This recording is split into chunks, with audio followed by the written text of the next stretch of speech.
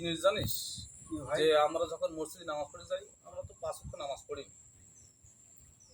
Maximum লোক এক মসজিদে দেখা যাচ্ছে আমাদের এই মসজিদে জুম্মার নামাজে প্রায় 450-500 লোক হয়, অথচ আমরা ওয়াক্তি নামাজে হচ্ছে 2 কাতার লোক পড়ে না, অনেকক্ষণ 2 কাতার পড়ে 2.5 কাতার এরকম হয়। তাতে দেখা যাচ্ছে জনসংখ্যা হয়তো দেখা যাচ্ছে 100 পড়ে না। তা আর বাকিগুলো 350-400 লোক কই, এটা কোথায় গেল? এই সমস্ত লোকের মধ্যেই এখন যেরকম আমলিগির সময় এক গ্রামের হুম্মসুম্ম সে জীবনের পেটে ব কলম বন্ধ নেই, অথচ সে মসজিদের সভাপতি হচ্ছে, সেক্রেটারি হচ্ছে। বিএনপি ক্ষমতায় আসেনি, আমলিগ চলে গেছে 5 আগস্টের পর থেকে এখন বিএনপির লোক সভাপতি সেক্রেটারি হচ্ছে।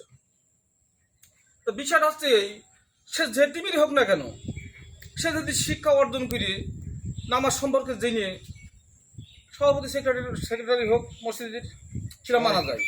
কিন্তু সে ব্যক্তি তো দেখা যাচ্ছে নামাজ সম্পর্কে জানে না, তফসিল তর্জমা করতে পারবে না। সভাপতি সেক্রেটারি সেই ব্যক্তির হওয়া উচিত যে ইমাম মুয়াজ্জিন মসজিদের মধ্যে রয়েছে তার সামনেই নামাজ পড়াতে হবে। সে না তার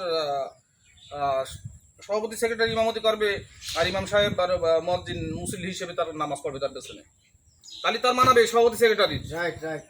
বর্তমান সমাজ কিন্তু উল্টো কথা বলে, আমাদের শিক্ষাটা গ্রহণ করে না বলে ঠিক মতন।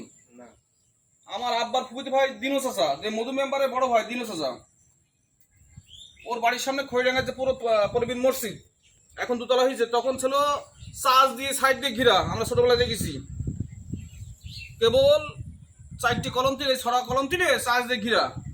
তা বাসের বিল একটা লোক আছে, বলছে বাসে তুই তো সবসময় ঝুল পাঞ্জাবি পড়িস, তা নামাজটা অন্তত আজকে পড়া, মুয়াজ্জিন ইমাম তো কেউ নেই, আসরের নামাজ।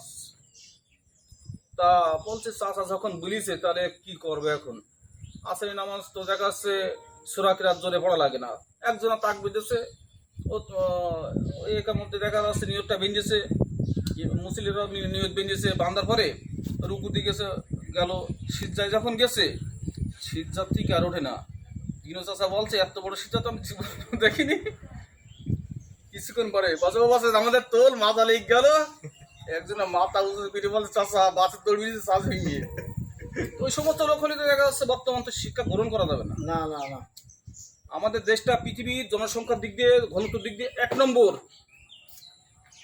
আর জনসংখ্যার দিক দিয়ে পরিসংখ্যানের 8 নম্বর ছিল, এখন 7 নম্বরে চলে গিয়েছে, আরো এক ধাপ এগিয়ে গিয়েছে। তাহলে আমাদের এত ঘনত্ব, যেখানে উন্নত দেশে যেরকম কানাডা, আমেরিকা প্রতি বর্গ কিলোমিটার থেকে বাস করে 1 বর্গ কিলোমিটার সমান এমনি এমনি এমনি মিলে 1 বর্গ কিলোমিটার চতুর্দিক মিলে বাস করে 21 থেকে 22 জন থেকে 25 জন। আমাদের এখানে বাস করে 950 জন 1 বর্গ কিলোমিটার। তাহলে আমাদের চাষি জমি থাকবে না, আমাদের জমি থাকবে না, আমরা না খেয়ে মরবো। আমরা শিক্ষাটা ঠিক মতন হচ্ছে না, আমাদের সমাজপতি, আমাদের বিচারপতি যে নির্দেশনা দেয় তাতে তাদের খতিয়ান বা তাদের বই, তাদের ইতিহাস দিয়ে তারা সঠিক কথাটা বলে, কিন্তু সে সঠিক পরে যখন বেরিয়ে আসে অফিস থেকে, তুই ঝাপার করিয়ে দিন, আমার বলার কথা বলে দিলাম, তুই শিখলি শেখ, না শিখলি না সে। এইটা যে হাল ছেড়ে দেওয়া কাজ, এগুলো আমাদের কখনো কাম্য না, আমরা শিক্ষা গ্রহণ করতে পারবো না। তা আমরা চেষ্টা করব জেনে বুঝে শুনে আমরা সমাজে বিচার করব, জেনে বুঝে শুনে আমরা মসজিদের ভিতরে নেতাগিরি করব, তাহলে সঠিক শিক্ষাটা আমাদের গ্রহণ করা যাবে। তাহলে সবার জন্য যারা এই শিক্ষাটা থাকে, আল্লাহ যেন আমাদের সবাই শিক্ষা গ্রহণ করার তৌফিক দান করে। আর আমাদের জন্য আপনারা দোয়া করবেন। খুদা হাফেজ।